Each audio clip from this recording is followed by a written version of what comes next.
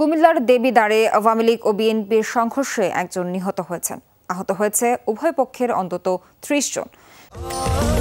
স্বাস্থ্যকর all time family cake, সব সময় অল টাইম হেলদি লাইফ। সকালে উপজেলার সাইচাপাড়া বাজারে এই ঘটনা ঘটে।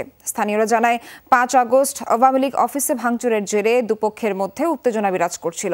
বিষয়টি মীমাংসার জন্য বিএনপির সমর্থকরা সাইচাপাড়া বাজারে গেলে তাদের ধাওয়া দেয় আওয়ামী লীগ নেতাকর্মীরা।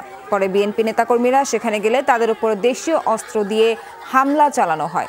এ সময় সিদ্দিকুর রহমান নামে একজন নিহত হয়।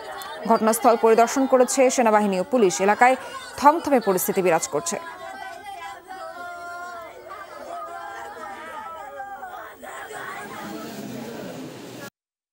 বিচারের জন্য কেন থানায় অভিযোগ ছিল, এই কারণে আজকে ওনারা প্রায় ৩০০-এর উপরে ছেলেবেলে নিয়ে বহিরাগত অনেক ছেলেদেরকে নিয়ে আক্রমণ করে আমাদের বাড়ির অনেক লোকজনকে আহত করছে। আমার বাপে বাজারও গেছে, সবাই দইরা আমার বাপের গাইয়েছে আর কুবাইছে। আমি আসলে যে বাজারে ঘটনাটা হয়েছে বাজারের সেক্রেটারি। বিষয়টা হলো দীর্ঘদিন যাবতে মুরব্বী হলো আওয়ামী লীগ এবং বিএনপি, যে পক্ষটা আক্রমণ করছে ওরা হলো আবুল কালাম আজাদের নিকটতম আত্মীয়। এই বিষয়ে আরও জানাতে যুক্ত হচ্ছেন সহকর্মী খোকন চৌধুরী। খোকন, জানাবেন এখনও কি এলাকায় থমথমে পরিস্থিতি বিরাজ করছে কিনা এবং সেখানে আহতদের কি অবস্থা? আপনার কাছে সবশেষ কি তথ্য আছে?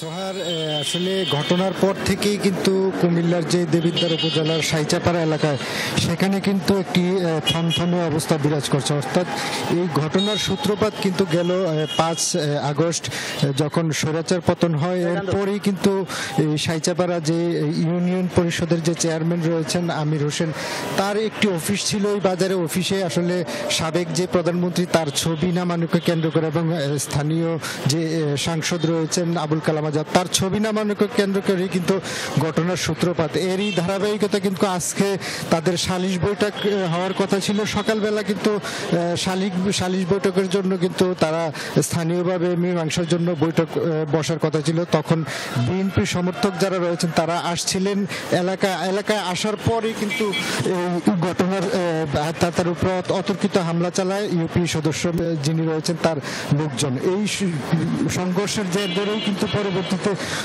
দুই পক্ষের সংঘর্ষ বেঁধে যায় এবং ঘটনাস্থলেই কিন্তু যে সিদ্দিকুর রহমান অটোরিকশা চালক তিনি মারা যান।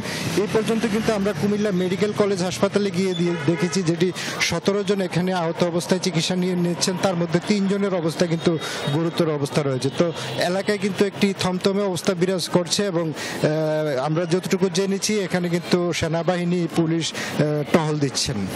সোহার, খোকন, ধন্যবাদ আপনাকে কুমিল্লা থেকে সবশেষ তথ্য দেওয়ার জন্য।